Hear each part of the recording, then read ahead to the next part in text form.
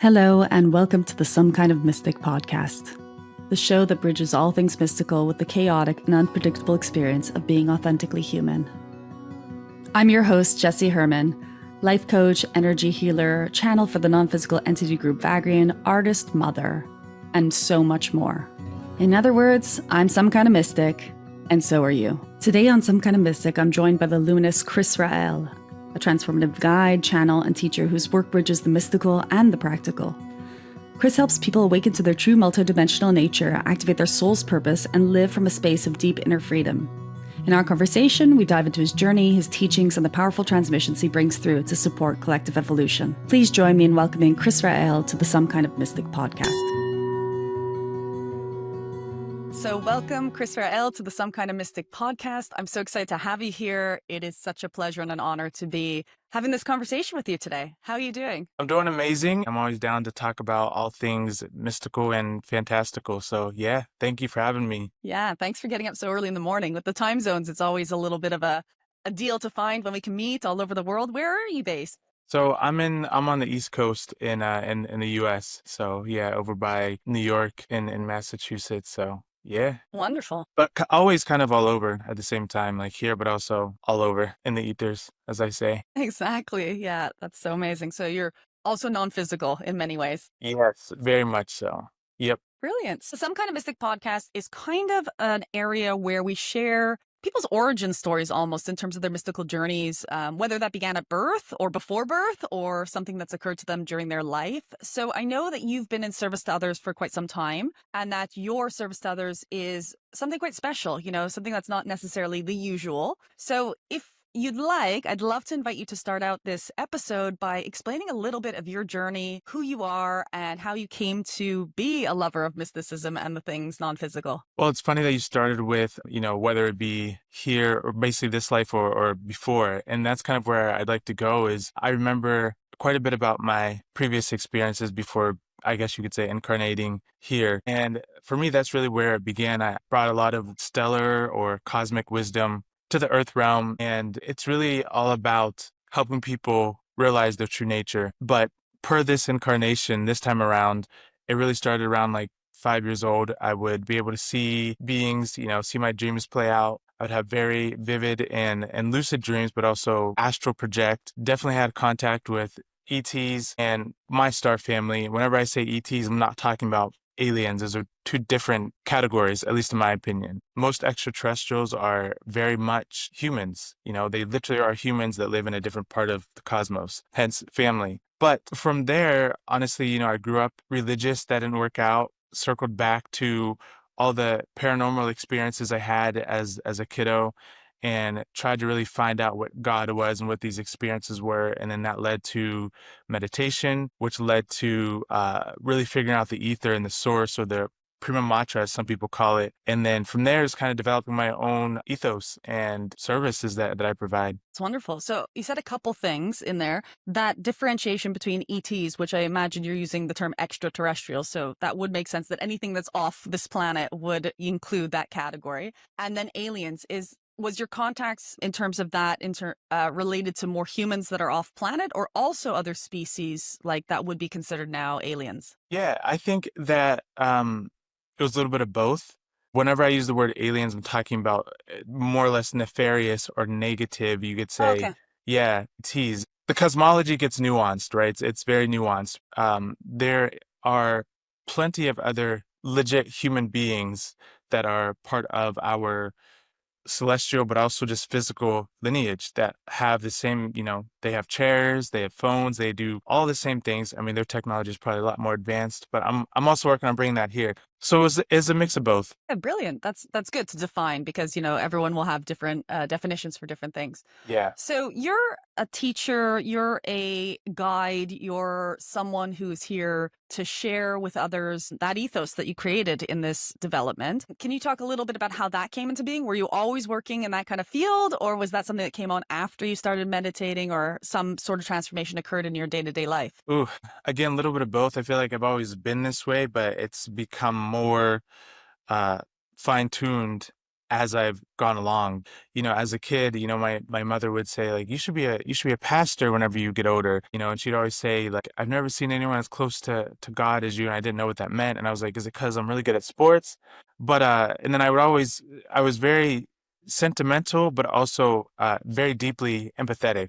So I remember her asking me why I always gave everyone hugs and everything. So I've always had this kind of friendly, but it's not just friendly, like trying to be nice. It's this deeper way of connecting with people that goes beyond the traditional, like, hey, nice guy thing. Something deeper, it's something more spiritual, more surreal. So that's always been a part of my nature, for better or for worse. Because in this realm, sometimes whenever you operate from a different level of awareness, it's not understood, right? It's hard for people to adapt to. People aren't used to true, genuine kindness. There's always like, what's in it for me kind of thing. That's never been my approach. I've always been like, how can we maximize what's here for the collective well-being? But I've also had some really profound experiences apart from just the childhood stuff. I had like a tractor beam shine on me, and that was a whole experience in and of itself. But also just meeting some really amazing human beings that helped me along this path. Honestly, nature has been one of my greatest teachers. Stargazing. I feel like whenever you're staring at the stars or sitting by a flowing stream of water, there's so much information there.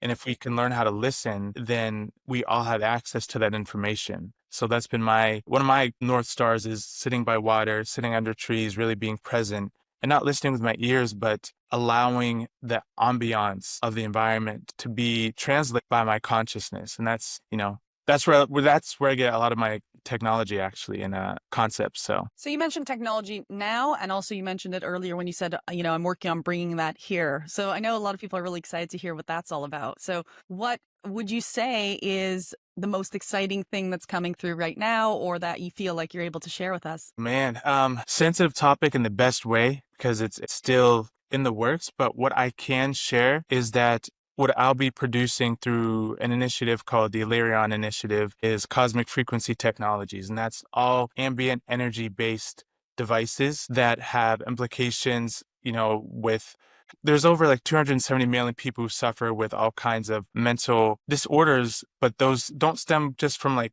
being crazy, but they stem from the environment, electronics and things like that, depression, anxiety, Alzheimer's. So I'm looking to address those kinds of things and create a inner homeostasis for the human being, for the human race.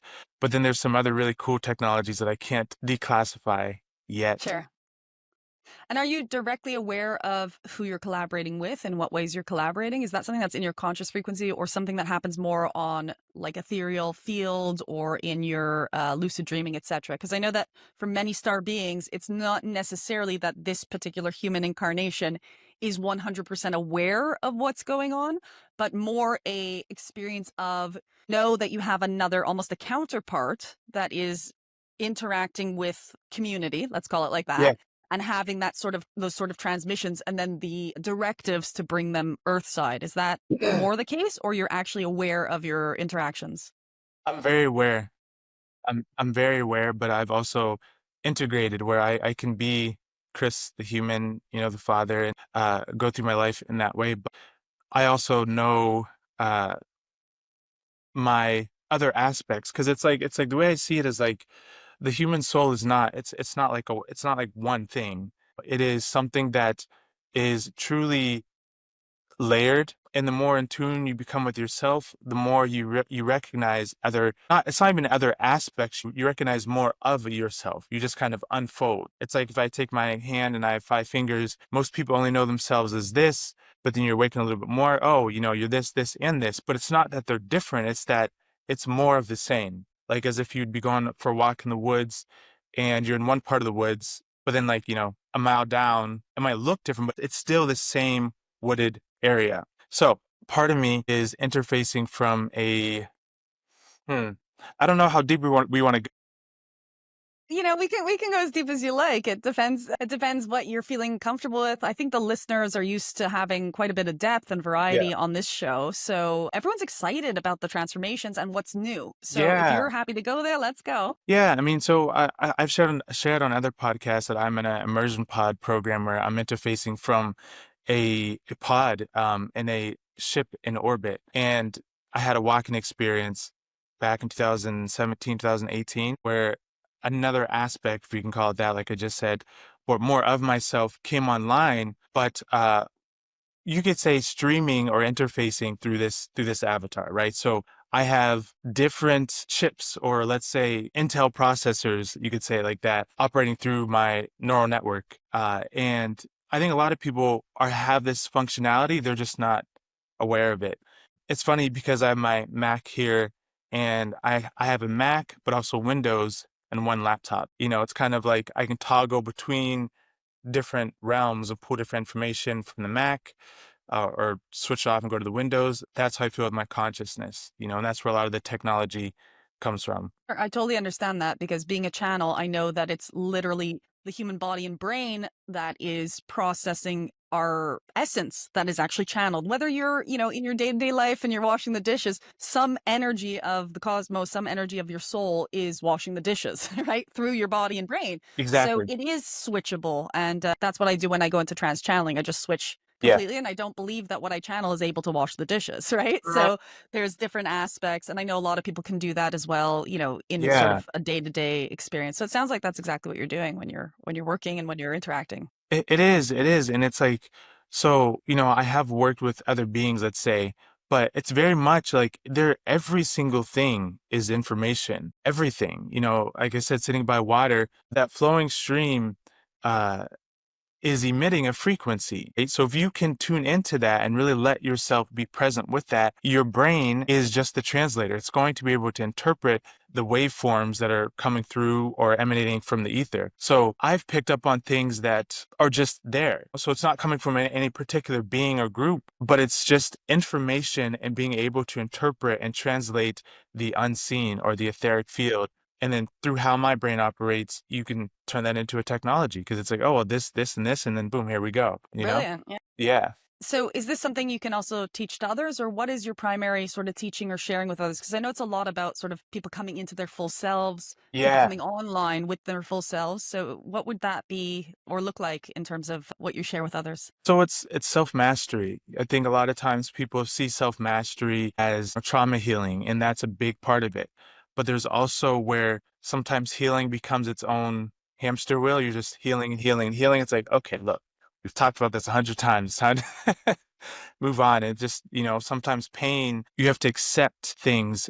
It doesn't mean they're going to change, but you also stop fighting against them. Totally different topic. But I think what makes what I do important is showing people that they can master parts of themselves that are more ethereal, more conscious, from a grounded perspective.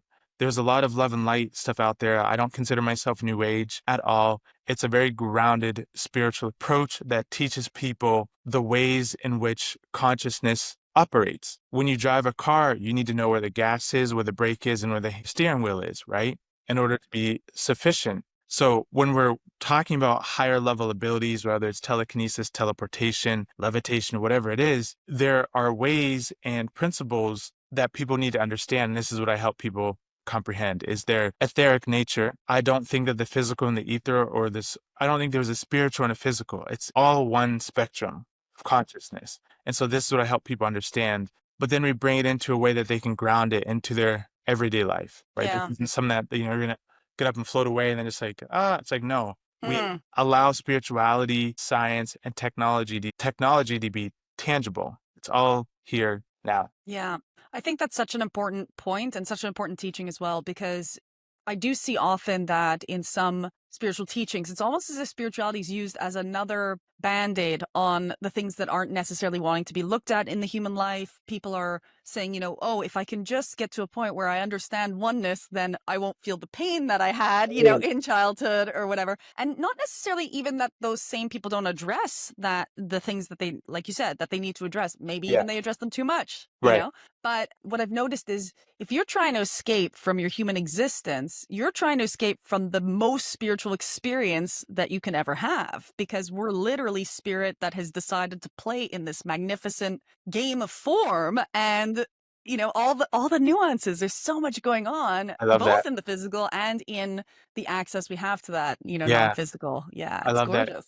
Yeah, and it's honestly, a lot of it is curated intentionally, because once people really do realize how simple it is to be, right? And to find whatever we want to call it, oneness, nirvana, samadhi, these things have been made to be so high shelf when in actuality, it's the principle and the essence of every single breath you take, and learning how to incorporate that and see that in washing the dishes, see that in your interactions with whoever, whatever. That's the magic, and that's the true mysticism, right? We often have separated this, again, this nirvanic mindset from something, made to be something else when it's the only thing, right? So there's no bypassing, there's only realizing more and more of what we are. And we do that by accepting what we are, for better or for worse. I think that's a big part of the game. So your mom talked about how you're close to God, or how this was something that was recognizable in you as a child, and your empathy and your open-heartedness. Was there ever a phase in your life in which you thought that this was too much, or you had to try to hide it, or you felt like, oh my God, I'm the weirdo in the class, or whatever it was? Was there sort of that wobble that many people face? Well, so going back to my childhood, it was different because I went through adoption, so I was ironically the only brown kid in school. So I faced more of like those kinds of things. Okay. Versus, so in that way, yeah, there was a lot of that because I've been through all kinds of interesting human experiences that have led me to have that deep empathy. But as I got older, spiritually speaking, it was more so realizing my own uniqueness when it comes to spirituality, and how it's not regurgitation, how it's not what others are saying. It's very unique. Ether physics is the science that I teach. Cosmic frequency technologies is the services and devices and everything. So I've seen more kickback from not being spiritually status quo than I did, I think, as a kid, because I know that how I communicate my message can free people and help them expand in ways that traditional teachings can't. And that's not to knock them, but it's to say that there is a very real difference between cookie cutter spirituality, where it's just kind of like we're all saying and doing the same things, versus someone truly tuning in to their own uniqueness, to their own essence, their own principle, and then allowing that to unfold, right? So I think I faced more kickback from being that way than I have as a kid. That's really interesting. Yeah. And it happens. It really happens when you're not really repeating what's been said before, because that's, humans are funny. No matter what the topic is, we're comfortable with what's now, and the visionary or the new information that's coming in always has a little bit of resistance to it, because we don't know if it's actually going to make things better. Maybe it makes things worse, right? So everyone has a little bit of that fear and that pushback. And yeah, totally. But that's the key, right? It's like, why do we have that fear and pushback? Because there's a comfortability with what they've been told. And so the key is to get people to a place where they can, for 30 seconds, move what they've been told, to see what's always been there, right? Because there's a seed or a spark within us that is eternal, and that is us. And it's been inundated with all these different doctrines and modalities. And so what we do, through cosmic frequencies, help people just kind of like find that stillness for a couple moments. And through there, your technology, being consciousness itself as the greatest technology, is naturally going to produce and show and teach and guide. Right. What's a good example? Good example is if you take a leaf and you throw it in the water, you don't have to push the water to move the leaf, the stream. You don't have to like sit there and do this. All you need to do is take the action of placing the leaf in the river, and it's going to flow. Us being the leaf, we place ourselves in the river of the source, the currency of life, the chi, whatever you want to call it, and we surrender to that current, and we let it teach us and guide us. And that can be scary because people are so used to knowing the answers, having control, being able to see what's in front of me. But when you really surrender to your own consciousness, beyond the labels, beyond the regurgitation, there's a beautiful unfolding and kind of this crystalline essence that starts to emanate. It becomes undeniable. Yeah. Yeah, it's magic. It's the real magic. That is. I ask every guest that comes on the show what their definition of the word mysticism would be, because this is the some kind of mystic. I believe everyone is some kind of mystic. That is just simply the way we're set up in this amazing world. But what would it mean to you, the term mystic, and how does that feel? Traditionally, the mystic, in my opinion, was, I go back to like the King Arthur times and the original Knights Templar, and the mystics then were the people who were in tune with nature. right? Who are in tune with the way or the Tao even, right? And what is that? That is the thing that can't be named or spoken, but is present within all things. And so a mystic would be one who's in tune with that and knows themselves as that. And there's never a right way to go, but there's an inner compass, right? That can lead and that can show. That wasn't supposed to rhyme, but it was right on time. There you go. That's the mysticism, is the following that inner nuance, that inner North Star. But also, in a more concrete way, it's taking that magic and it's being able to see into the astral, which is just undefined potential energy. Once it becomes defined, it's no longer astral. So we can kind of debunk that whole thing. But it's like once you start to know how to expand your awareness, interpret astral or etheric energy, and then take that and apply it in a tangible, physical way, that's magic, that's mysticism. That's how I see it. Yeah, I love that. Yeah. So describe to us your ether physics. Ether physics is the study of consciousness, or it's the study of that essence or the principle. So people use the word God, the universe, the source, and these things to me, they're not mutually exclusive. One, because God is a term that was utilized to capture awakening people that outsource their consciousness, right, to God, to a God. Now, then we have people say like things like, well, the universe is doing this, the universe is doing that. It's like, you are doing that, right? You are that thing that you keep kind of personifying. And so what ether physics does is it takes out the gap between the magic that we see happening in our everyday lives, and it helps us understand how we are the cause of that magic, how the synchronicities are not just random acts that happen every once in a while, but there's a way that you can actually have that be your everyday life. And so we teach people how that works. I talk about time and gravity a lot, because these two things, when you comprehend time and gravity through ether physics, you really start to open up a whole another layer of your consciousness, and you really begin to see how all this works. This magic, mysticism is just knowledge and information not understood. That's all it is. Once you understand that there's a tangibility process to it, you're like, oh, shoot, well, let me go manifest this. Now what? Yeah. You begin to play, you begin to have fun. Yeah, exactly. Now that I'm the creator of everything. Yeah, right. And it's a double-edged sword, because, if you can create the problem, you can create the solution. But then if you create the solution, so you become what? A master of self again. We go back to that. So that's what I'm teaching people, is understanding consciousness from a self perspective, not egotistical, but also a self-realized perspective, how your brain interprets primordial energy, how your thoughts create a vortex. And man, we go from the invisible into learning how that becomes an atom, molecule, particle, into a physical object. Like, I feel like most scientists and spiritualists are focusing on like atoms and molecules and particles and timelines. I'm focusing on the stuff that is behind all that, and that's within all that.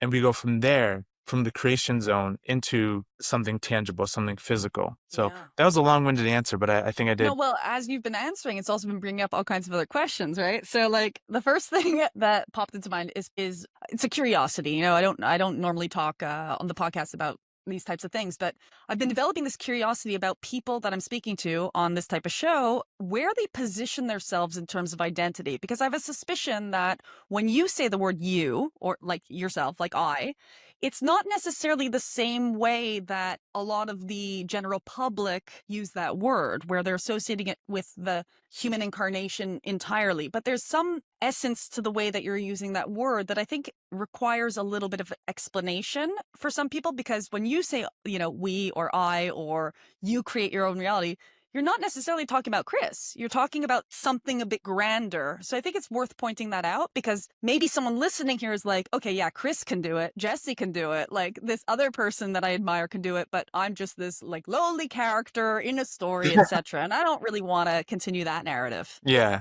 Well, that is a wise question. I think something that is a good sign of intelligence is the questions we ask. So that's a beautiful question. And at least, from my perspective, whenever I use yes, I'm talking about the principle, right? And so let's see if I can break this down. When you look at a tree, you say that's a tree. You look at a squirrel, you say that's a squirrel. But if you really, really look at a tree, you say, that's me, right?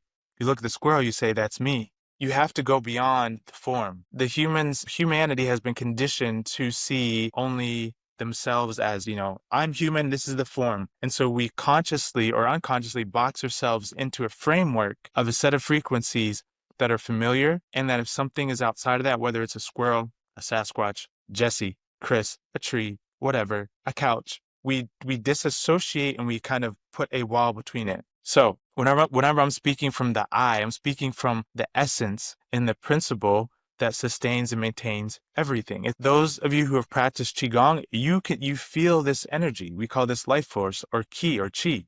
This is a very real, tangible thing. It's not woo-woo. It's the only thing that actually has any sort of relevance, because without it, there is nothing. So this principle is of the utmost importance in our everyday lives and in our transcendental journeys. So that's where I'm speaking from most of the time. It's actually harder for me to just be the human, just like, oh, I'm Krys. I changed my name from Chris to Krys because Chris felt very limiting. It felt very like, well, this is the character. But I feel like I've broken out of that character and I'm expanding. My consciousness is continuously expanding. It's a tricky little subject because I feel like a lot of people, they'll often ask, like, how do I get in touch with my higher self? How do I feel more of my aura? How do I feel more of my non-physical being? But they're still putting the containers may be a little bit larger, but they're still putting a container that they're associating with individuation. And I think when you start to experiment with busting out of that container, even if it's on a thought experiment, like you were talking about the tree, right? You're saying, okay, that's a tree. Now, the tree has roots that go underground that you can't see. Is that still tree? And then are the nutrients in the soil also tree? And is the sun that gets, transformed by the leaves and has to create photosynthesis, can we call that tree too? We would have to, because the tree can't exist without any of those things occurring, right? Yes, So yes. you can even use thought experiments to get to sort of broader and broader containers. But I think you can at some point bust out of the containers. And that is so exciting to sort of know that you're human Yeah. and like form. Yeah. But that what's motoring it has nothing to do with individuation at all. And Exactly. that's who you truly are. And that's really Exactly. amazing. That's Yeah. beautiful, Jessie. Yeah. Yeah. It's the formless and forming form, right? So it's like the formless and forming form. I love that. And it's like or another way I could say that is that the invisible creates the visible, but we are all indivisible. So the invisible, right? So and the easiest way is like, if there is nothing as a no thing, just just that right there, just nothing. That decides it wants to do or be or move, and then it creates a thing, becomes a something. And so the key, at least in my life's work, is to get people into that grounded space of the no thing without losing themselves. Because people, whether it's astral projection, lucid dreaming, they become so afraid of losing themselves, right? And what self are they talking about? Right. You can't be lost. You are the essence. And so people are afraid to let go of their chosen concept of self. They've grown so attached to that concept of self, the idea of self. That's why they can't astral project. That's why they can't do all the things, is because they're still holding on to the idea. We are all just ideas in the greater mind of our own greater mind. Yeah. Right? Yeah. So it's like, learning how to not just know, but feel one's truest state and allow that to, and then you go from, okay, wow, I'm just pure potential. You can almost feel yourself like choosing to be this. Yes. You can almost feel Absolutely. yourself being like, well, okay, now here I am. It really is like that. People often ask me, like, what happens? What's Jessie's experience when in the trance channeling state, right? And I always try to sort of describe it. But really, the truth of the matter is that there is no Jessie when I'm in the trance channeling state. And it's very hard, I think, for people, especially people who are like interested in, they maybe want to learn to channel or something like that, hear that I have accepted my non-existence, and even like I don't have memory afterwards, so there's nothing really to go back to and go like, okay, Jessie had this experience. Sometimes there's residue, but there's no Jessie. And as I've become more and more comfortable with that, it first of all, it makes your human life fantastic, right? Because then you're here by free will and you're here by choice, and like, look at what I get to experience. Like earlier I put a nut in my mouth and I was just like, I have a nut in my mouth? Like, what the hell is that? That That's makes awesome. no sense. Yeah. Where did mouth come from? Where did nut come from? And Yeah. it's insane what we're actually up to over here. But people are afraid of, you're right, letting go of that self-concept. That again, was their free will to create in the first place as Exactly. energy experiencing self, right? Exactly. So it's really interesting that that we have that little hang up, and I think it's moving out. So that's pretty cool. It's certainly moving out. It's becoming more accepted, and it's such a deep ingrained thing, right? Because we as again, right? I say we. So the essence, the principle, the ethers have chosen to resonate at at a certain frequency and then grow accustomed to that frequency. And so it's like learning how to be okay with like you don't always have to be that. And that doesn't mean you just and this is why I teach it in like the ways I do, because it's like I can say it and it sounds like well, so I can just forget all my life and forget it. It's like, no, I'm not saying that. But for people who might have a hard time, like you say, letting go of their identity of Jessie or Krys or James or whoever, it's like, imagine that you're in a house and you're in this one room and your whole life for, let's say 3 years, whatever, but it doesn't matter. But for a long time, you've only known that one room. And then one day the door opens. You're going to think you're in a whole different like universe, a whole different world, but it's just another room in the same house. That's right. In your world, right? Exactly. Exactly. And so as you grow and as you expand, you learn how to step into different rooms of yourself. Hmm. And there's no limit. You create the rooms as you go, right? But what most people have done is that we have, as the source, we've consciously diluted ourselves into this room. And we say, okay, well, let's hang out here for a couple years, a couple decades. But what I see humans doing now is we're learning how to hang out here, but then what I call ether phase shift into here. I teach this thing called going beyond the rainbow. And that's whenever you learn how to phase out of the visible light, white light spectrum. So this is something that one of my guides, who is a very unconventional guide for most people probably, was helping me understand was that we are only visible to the white light. So when we learn how to shift out of that through consciousness, we become invisible. Mm-hmm. And it's like this stuff can seem so like, well, superpower, but it's like, no, this is all fundamentals to a developing consciousness. It's a rite of passage for humans to learn how to do these things, right? And the guide I was talking about was Sasquatch, and they have these tremendous functionalities and abilities. Yes.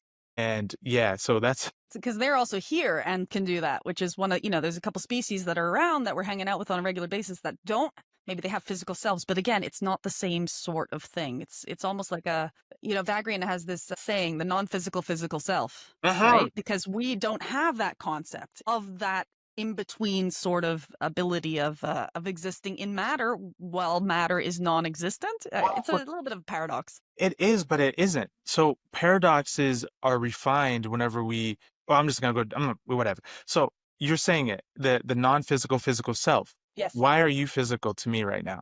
Because Yeah. we are vibrating at the same frequency. Okay. That's All right. right. Okay. Whenever you go to sleep and you dream, you're having a dream. Do you have a body? For all intents and purposes, does it seem like you're acting out that dream from? Right. So how do you have a and it seems physical? Right, right. So that's what it is. So all you've done is, as the ether, as a soul, you've shifted your focus point from playing Jessie to now having this experience. So no matter where the experience is, it's always going to seem physical. Because where your attention goes, that's where the ether is going to grow. And where the ether grows and vortexes, it feels solid. So Sasquatch could be standing right next to us in their vibrational bandwidth, physical, but to us, invisible. Right, right. Not because they're actually invisible, because they're in a different tier of energy. So that's why when you channel, that's why they say that. They're teaching you everything is physical, but it's also ethereal based on which perspective and vibration you're at. And you're talking about like the frequencies as well, and that the energy of like listening, quote unquote. And I know that, for example, when I am channeling, it's a completely different ear that is listening. It's the non-physical ear that I happen to have access to from this physical realm that is able to go into that space. So it really is a shift of holding simultaneously two frequencies and then allowing that one to take over and become something else and to come into the physical, which I think is what we're doing all the time anyway when we're being personalities, right? Like that's what we're doing. We're translating ourselves into physical. So it's cool. That translating ourselves into the physical. Yeah. That's a good one. Yeah. So whenever you're in that space, and you say you're listening with your non-listening ear, do you get audible messages, or is it just Is it just No, insight? It's just, it's not audible messages. It's something else. Don't have vocabulary to define it because it's not like there are words, yeah, right, but it seems to use the same center of the brain as language would. right. So it's almost like that non-physical ear then gets translated through the throat and through the brain aspects that process Yeah, language, because they have gone like almost like a Rolodex. When they don't find a word in my vocabulary that they want to use, it's like a